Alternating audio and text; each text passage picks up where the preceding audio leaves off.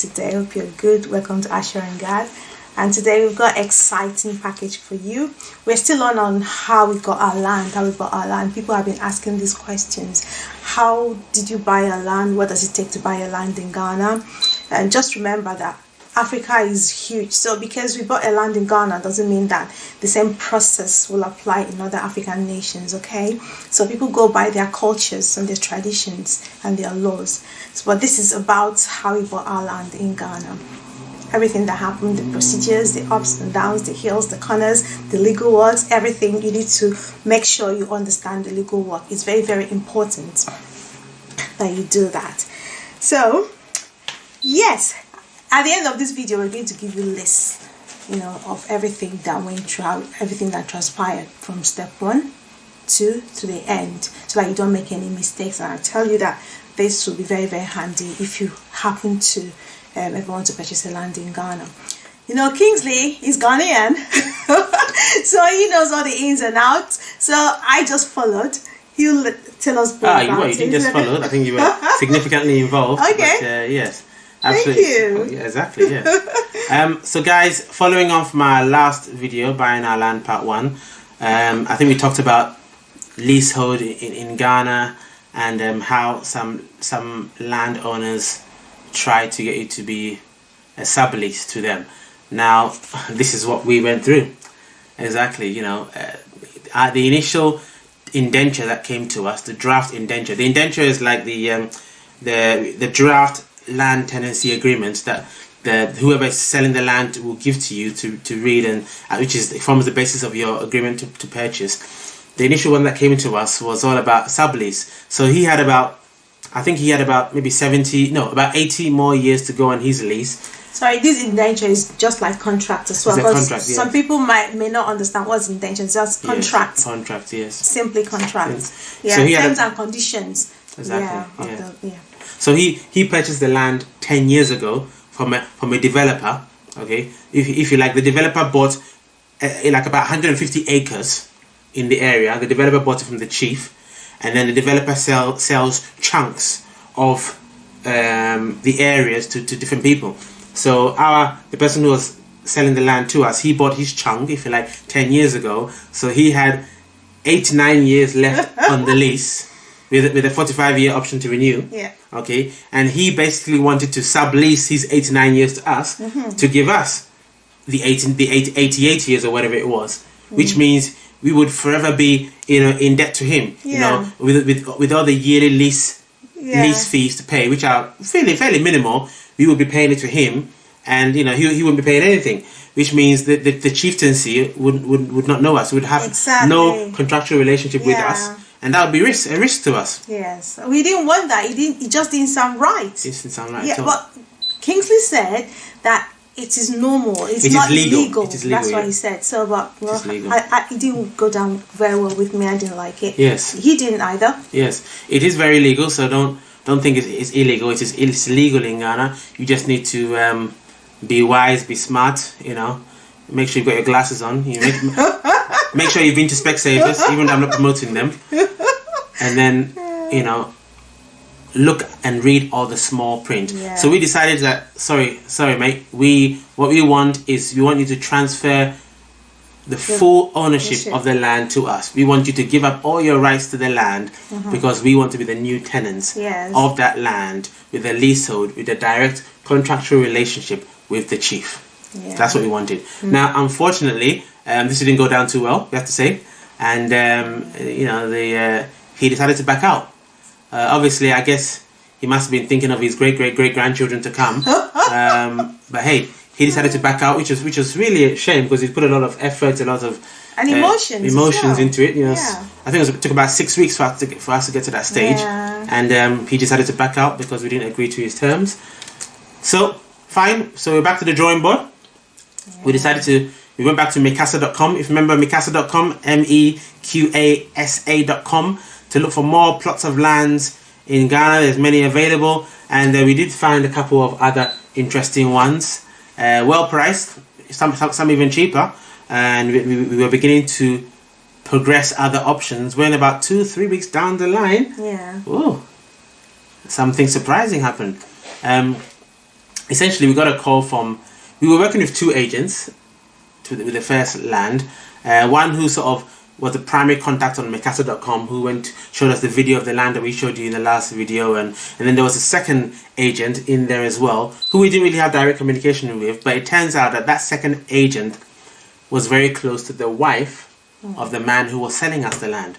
And it turns out that they've been trying to sell the land for a while, obviously, and it's not been happening. So, and obviously this agent, by the way, the agent always gets 5% of the purchase price of the land. Okay, so just like here in the UK or anyway, recruitment agents or whatever, estate agents, they always get a cut. So it's in their interest to make the sale, because that's their living. So he really spoke to the wife of the guy, and used his influence, or the woman's influence, and it turned around for good.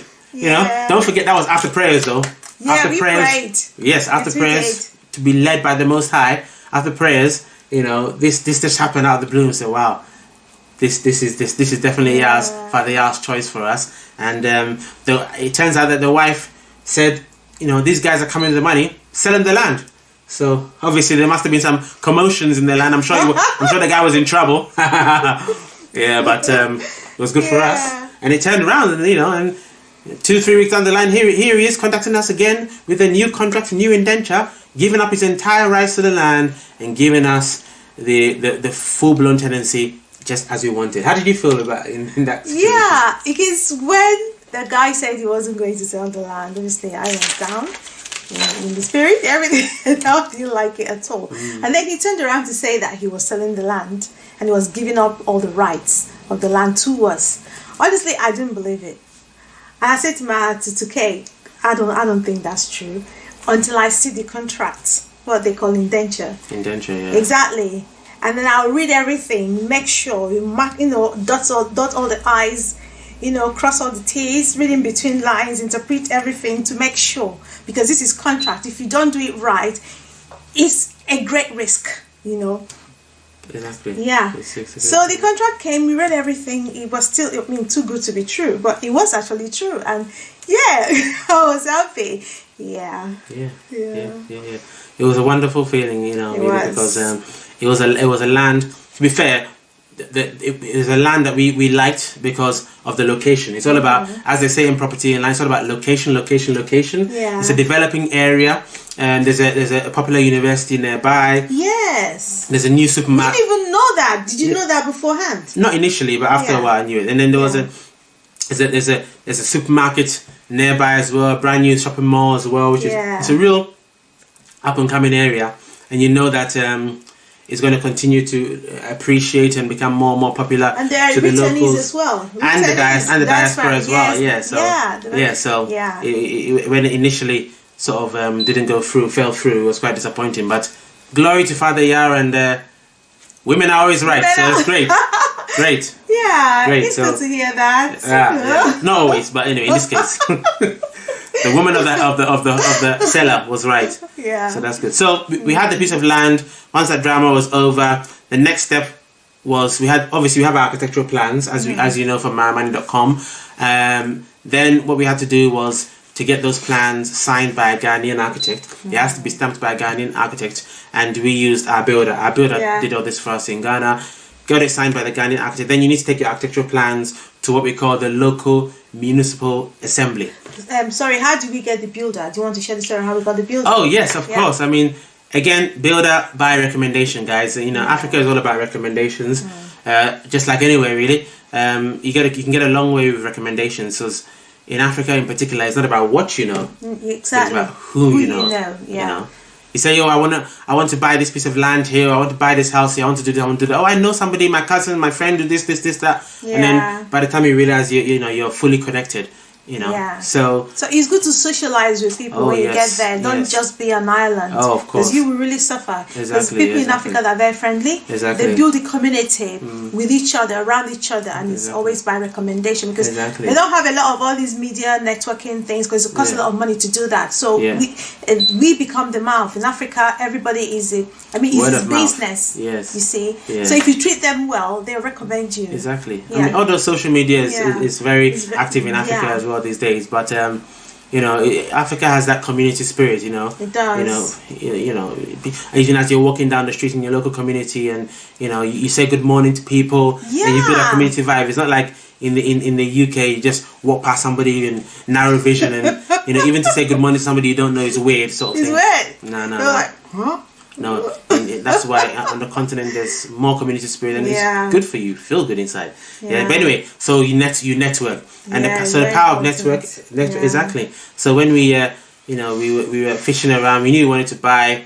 We just asked a few of our contacts in Ghana, our uncle, and he recommended a guy that he has used to build his own home. Yeah, exactly. And somebody who's built other extensive buildings as well, and then. There you go. That's how we came across him, and you can't go wrong with a recommendation like that. So that's how we found our builder. So we just thank God for that. Yeah. So it's this builder who then took the architectural plans to the. But we interviewed him as well, didn't we? Of course, of course, Sorry, yes, we interviewed him to make sure he understood our plans, to make sure he understood the drawings and he understood our expectations. Yeah. And being a building services engineer myself, I understand building plans, I understand structures and architecture. I'm an electrical design engineer myself, so I'll cover that in another video. I did all the electrical designs for the building and the mechanical designs and the lighting, the power coming in, and the air conditioning, and all of that. The landscaping. Did all that design, so I made sure. I communicated that to him, and he seemed to understand. And at the time, we wanted the building to be finished as well. Time is of the essence, isn't it? Time is of the essence. Yeah, time is of the essence, and you need to try and drum that down a lot. Yes. So yes. So no, he seemed okay, and the recommendation was really what we what allowed us to continue with him. He was fine, and he's been really good to date. So that's where we'll take it from on that. Yeah. So he took the architectural plans to the local municipal assembly, and the whole point of taking the plans that have been stamped by Ghana architects, then you take it to the local municipal assembly, and what you are looking for then is to pay the stamp duty. Okay, just like we have stamp duty in the UK and everywhere, the stamp duty is 1% of the purchase price. Yes, 1% of the purchase price. But the main essence of taking your paperwork to the local municipal assembly is to obtain the building permit. Okay, which is very, very important. Yeah. Now you don't necessarily get it on the same day. Take a couple of weeks for you to get it. But the key here is when you go to the assembly, make the payment and obtain the receipt. You must have the receipt. The builder must have the receipt of payment for a building permit on site whilst he's working. He can begin working on the site, but he must have that receipt. Yeah. You know why, right? Yeah. Can you tell the guys why? It's guys that came and because I think that day some guys came and they seized. Did they attempt to seize? Or they attempt to seize the building tools. Yeah, the building tools, and it wasn't just good. But then we had already applied, so we told them that we had applied and that they will get the receipt within a period of time. So I think a couple of days. A couple of days. Then they let us they let our guys obviously do what continue working on site. Yes, but the next day they came back, isn't it? Did they come? Not the next day. I think a couple of days later, and they were shown the receipt that time. Yeah. But what happened was that they were paid, isn't it? I mean, obviously, look, these guys are employees of the municipal assembly, and they come in vans. And really, when they came to our site that day, basically they had already seized some tools, some wheelbarrows and spades from other people building, because they could not present them with a receipt of payment. Yeah.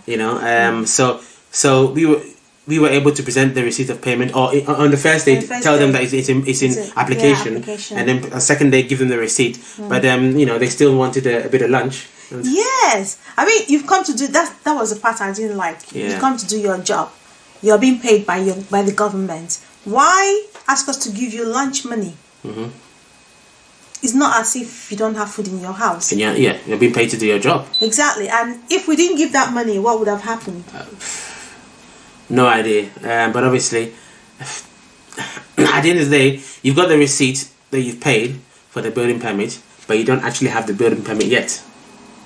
Yeah. Yeah. Yeah, but then you don't ask for lunch money, do you? So what I'm trying to say, what would happen? Arguably, they could cause you problems, couldn't they? They could seize your tools, could do anything, because you have a receipt of payment, but you haven't actually got the building permit yet. So they could say, in theory, you shouldn't be building because you haven't got the permit yet. What about the But permit? then you've got what a about receipt what of about the payment. permit? What about the permit is denied? Oh, Which is highly unlikely and really doesn't get denied, but they could use that argument. In any case, it's unfortunate. We don't like it either. It's a disgusting thing, really. But it is indeed. you know, So are we moving forward? Or are we moving backwards? You see, we need to get rid of all these things in the African continent. It just doesn't make the continent look good. Yes, at all. Exactly. Yeah. Now, obviously, Africa is developing. Yeah, and Africa is the next big thing. Make no doubt about that. No joke about it. Africa is the next big thing, next big market. So it's still developing, and yes, obviously, as it's developing, there are a few things that need to be ironed out.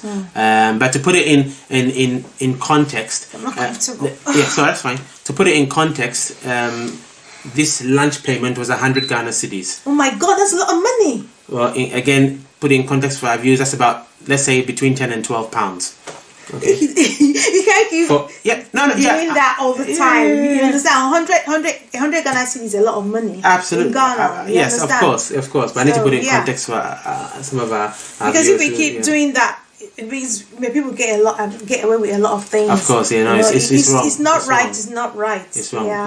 It's wrong. Absolutely wrong. So we overcame that hurdle, and then what else happened before we could actually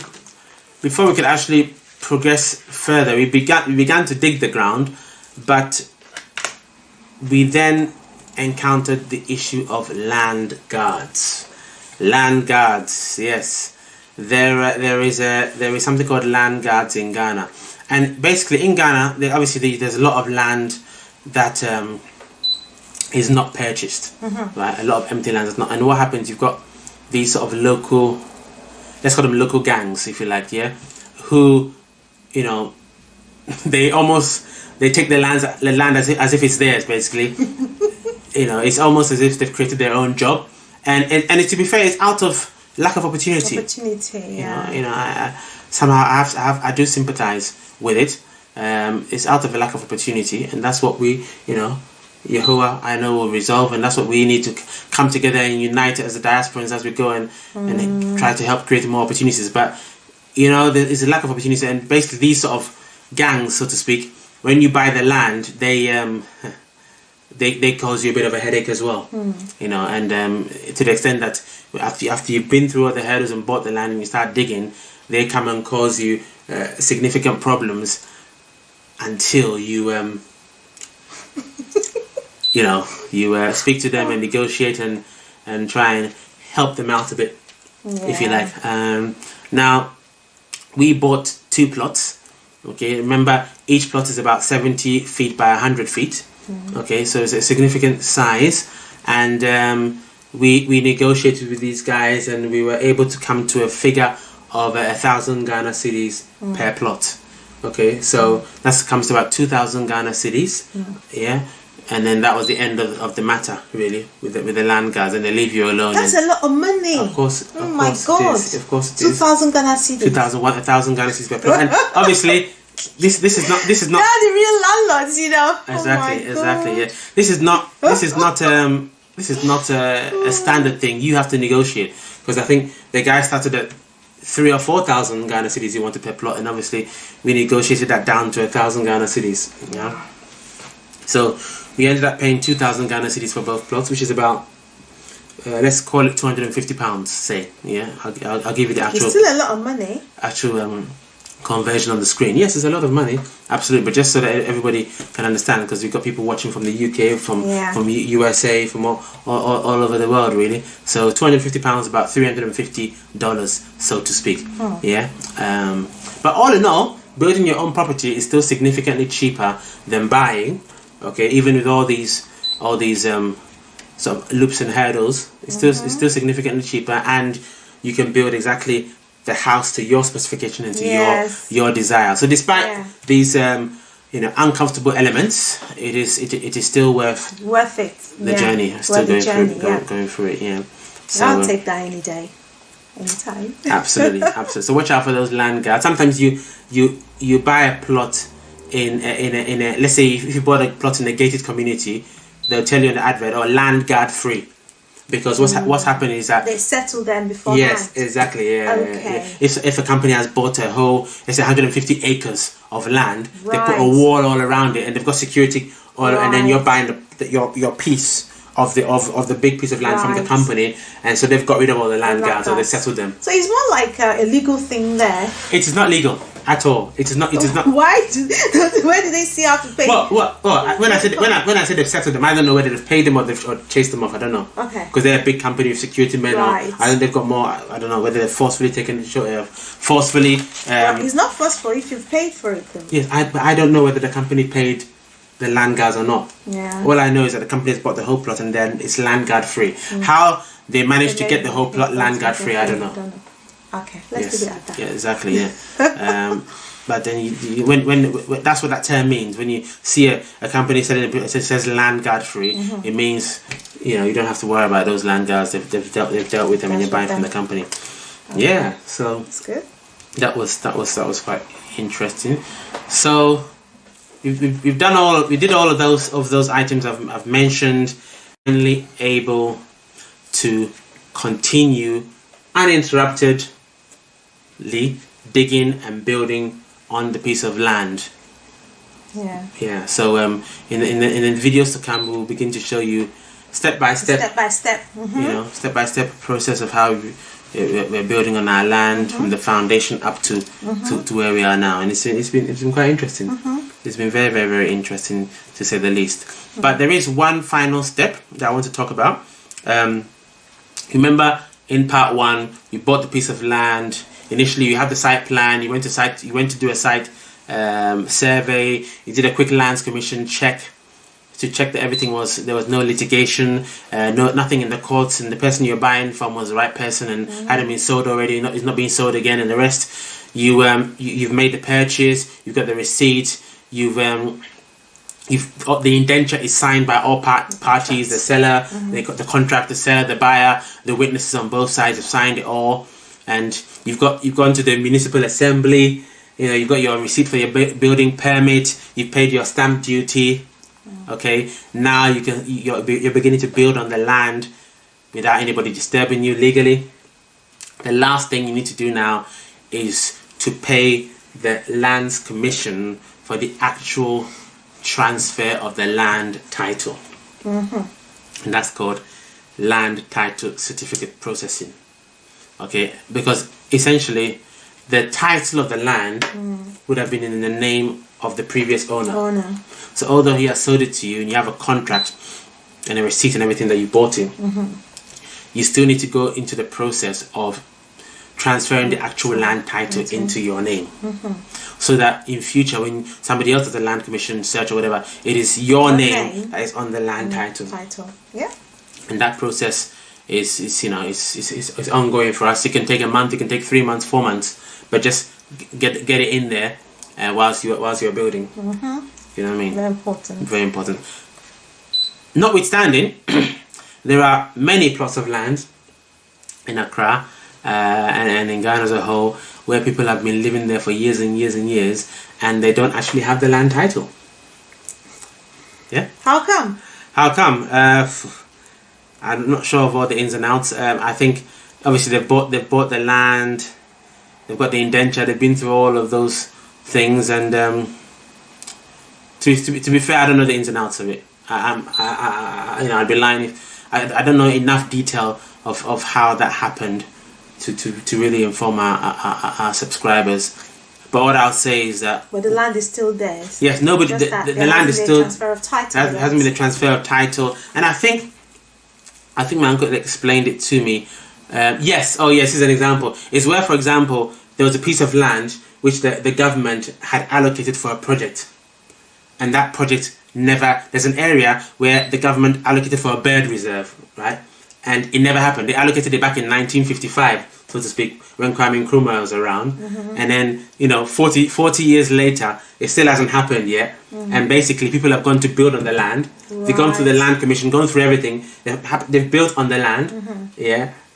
And even though the land is still allocated for government works, that's the reason why the land title wasn't able to be transferred into their names. Right. But the reality is, because they've lived there for so long, and so many other people have lived there, the government or nobody's going to come and disturb them. Nobody's going to come and bulldoze, the land, unless there's all hell's going to break loose. Let's say, Nice. So that's an example of where people don't actually have the title, but they still have the indenture and everything else that goes with it. So if you're in that situation, don't worry too much, don't panic. However, obviously, the safe bet is to find a plot of land where you can go through the entire process from step 1 to the final step, including the transfer of the title certificate. Really, at the end, you know what I mean?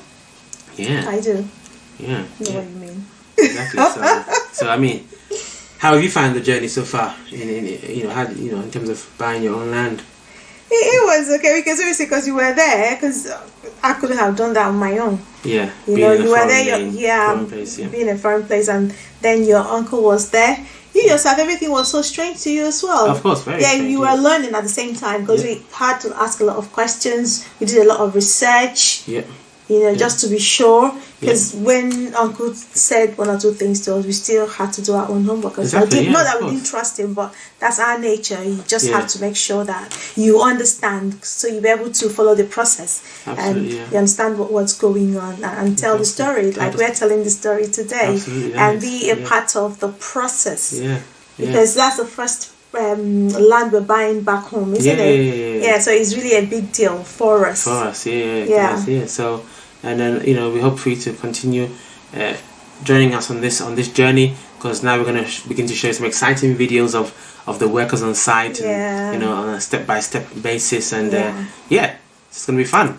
So as my wife said, I've listed the points 1 to the end at the end of the video, so you can check out for yourself as a reminder, and watch both part 1 and part 2 if you are interested in going through the same journey.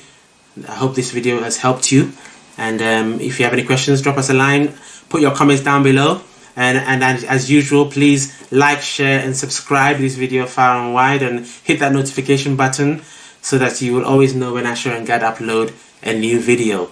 So I think that's a wrap from us today. That's a wrap. Yeah, so it's from you. Okay guys, take it easy. All the best. See you next time.